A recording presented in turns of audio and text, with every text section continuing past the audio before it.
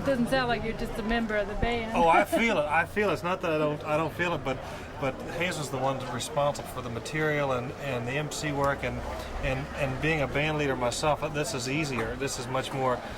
It's much more music oriented and less business for me. I like it a lot. Mm-hmm. What does it mean for you to sing with Hazel? Well, I got acquainted with Hazel's music when my wife was in college in Baltimore in the mid '70s, and there was a radio station called WPOC that used to play every week. They played Green Rolling Hills of West Virginia off the Rounder album, and we bought that record. And it really inspired us to sing together. And she and I sang Don't Put Her Down, You Helped Put Her There, and My Better Years, a lot of those songs. So I was acquainted with Hazel's music long before I had the opportunity to actually see her live. And by the time that I saw her, she was no longer working with Alice. And she was working with various bands around Washington, D.C. So I saw her at like folk festivals and stuff, but I didn't have enough nerve to introduce myself. I think I actually met her through Ken Irwin, who produces her records and also the Johnson Mountain Boys records, and she liked my singing, which really knocked me out, because I was such a big fan of hers, and just over the course of knowing them for years, we started singing together. It's fun. I like to do it. Well, she seems to really like singing with you. Well, I'm honored, really. Where does Hazel fit in the, don't worry about Mike and me, in the whole field of bluegrass and old-time music? I think Hazel made a lot of inroads for women in bluegrass, and it's interesting because, when I first got involved in this music in the mid-'70s, there were basically no women in bluegrass at all, beside maybe a supporting role, maybe playing a bass, or maybe Wilma Lee Cooper, way back in the '50s.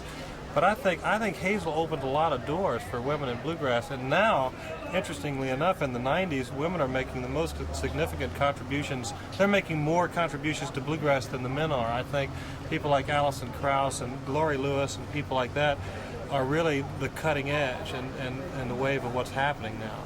And I think some of that is due to Hazel, because Hazel's songs. Hazel also raised the level of bluegrass songwriting.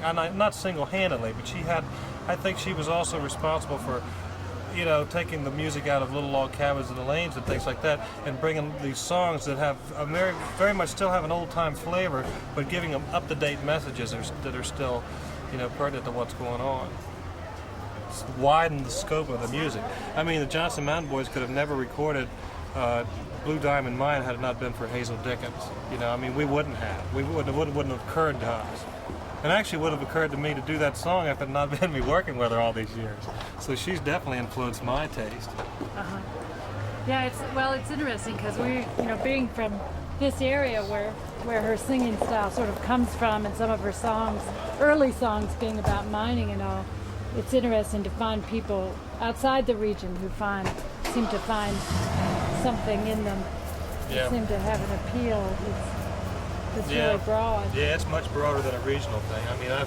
We work with Hazel in New York City and all over the country, and people really respond to that. Especially when she has a very nice way of setting up the songs too, so that you sort of understand where they're coming from. Like Mama's Hand, for instance, is a good example of that.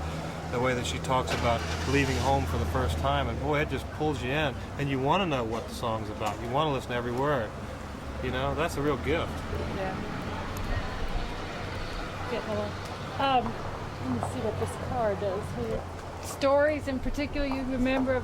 Anything you want to tell on Hazel?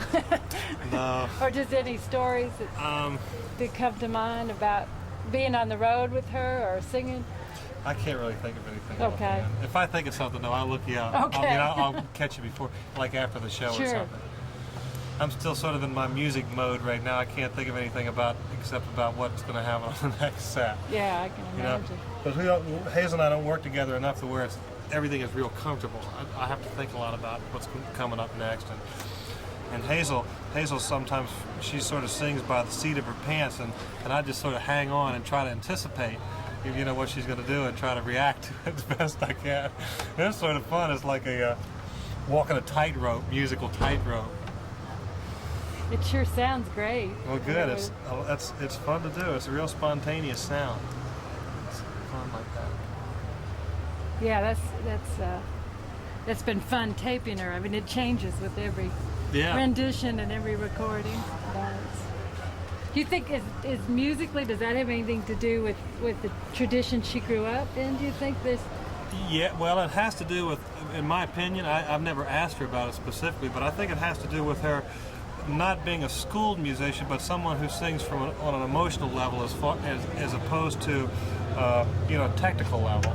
So she sings just whatever strikes her emotionally, and that's part of the beauty of her music. You know, it really is heartfelt and sincere and all those things, and it's not just a put on.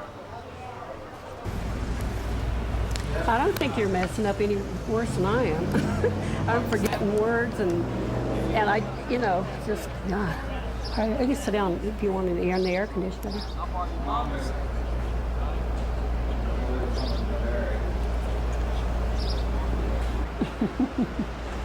The audience really liked everybody. It was a great audience. They really liked everybody. I'm sure that they haven't heard a professional band like this one. So don't worry about it. No, I don't think they have. Yeah. See you later. That wireless thing. Close the door, Tom.